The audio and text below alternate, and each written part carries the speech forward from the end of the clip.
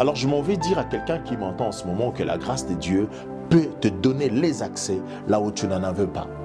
La grâce de Dieu peut t'ouvrir les portes au-delà de ce dont tu mérites, au-delà de tes mérites, mais elle t'ouvre les portes là où tu t'étais jamais imaginé que tu pouvais accéder. Mais elle t'ouvre les portes et tu accèdes. Non pas par toi-même, non pas parce que tu es très intelligent, mais parce que la grâce de Dieu est sur toi. Alléluia. Alors reçois cette grâce ce matin dans le nom de Jésus-Christ. Le Seigneur ne veut pas seulement que tu vives des choses que tu mérites, mais le Seigneur veut que sa grâce vienne sur toi, afin que tu vives des choses que tu ne méritais pas. Le Seigneur veut que sa grâce vienne sur toi pour que non seulement que tu rencontres de personnes dont tu méritais ou de personnes de ton niveau, mais le Seigneur veut que sa grâce vienne sur toi pour que tu atteignes le niveau dont tu ne méritais pas. Alléluia. Reçois. J'aimerais te dire que la grâce de Dieu peut te donner accès dans un mariage que tu n'avais pas mérité. Alléluia. La grâce de Dieu peut te donner accès dans un travail que tu n'avais pas mérité. La grâce de Dieu peut te donner accès aux enfants que tu n'as pas mérité avoir. C'est-à-dire Dieu, la grâce de Dieu sur nous va au-delà, nous donne au-delà de ce dont nous méritons. Et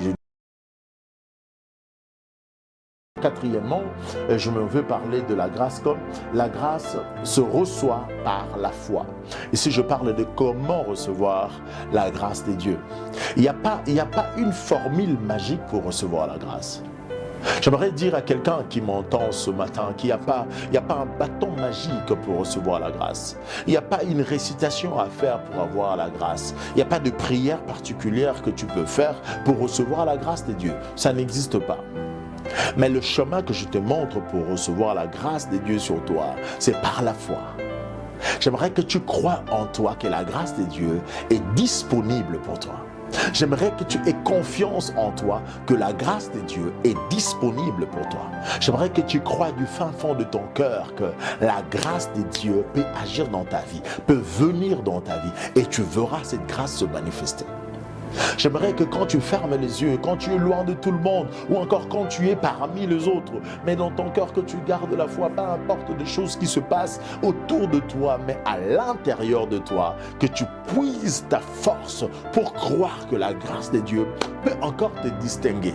Alléluia. Peu importe ce qu'on dit, même lorsqu'on criera disette dans le pays, mais la grâce de Dieu sur toi peut te faire vivre de l'abondance. Oui, la grâce de Dieu est possible.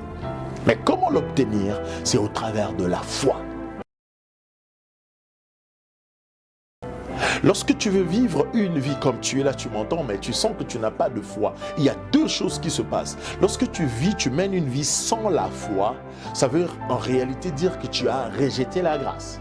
Une vie qui n'a pas de foi, c'est une vie qui a repoussé la grâce, qui a refusé la grâce, qui a rejeté la grâce. Alors je ne sais pas, ça fait combien d'années que tu ne crois plus, que tu n'as plus de foi, que tu n'as plus de force à tenir debout, que tu ne sais plus croire en fait. Parce que tu as vécu tellement beaucoup de choses et du coup tu ne crois plus. Mais le Seigneur te dit ce matin que tu dois reprendre la foi. Alors, bien-aimé dans le Seigneur, il y a deux choses qui se passent lorsque la grâce règne dans la vie d'un homme. La première des choses qui se passe, c'est qu'elle produit l'humilité. La grâce en toi produit l'humilité. Lorsque vous voyez quelqu'un trop orgueilleux, trop hautain, cette personne ne connaît pas la grâce de Dieu. Elle pense qu'elle mérite tout ce qu'il est en train de vivre. Elle mérite ce qui lui arrive. Ou encore, elle est supérieure aux autres. Mais j'aimerais te dire que la grâce de Dieu produit deux choses en nous. Lorsque la grâce de Dieu règne, la première des choses, cette grâce, elle produit en nous de l'humilité. Non seulement qu'elle produit de l'humilité, deuxièmement, la gratitude. Nous sommes reconnaissants à Dieu. Nous savons s'agenouiller et dire merci Seigneur car ce que nous vivons, ce n'est pas le fruit du génie humain, mais c'est le fruit de la grâce des dieux, de ta grâce. Ça veut dire plus la grâce surabonde en toi, tu sens plus tu as envie tu as besoin de t'humilier davantage, de chercher encore la face de Dieu, d'obéir encore davantage au Seigneur parce que tu es dans le règne de la grâce. Alors la deuxième des choses, quand la grâce règne en nous, c'est que Le chrétien sous la grâce ne vit plus sous la condamnation. Romains chapitre 8, verset 1. C'est-à-dire, quand tu es sous la grâce, lorsque la grâce règne en toi, tu n'es plus sous la condamnation.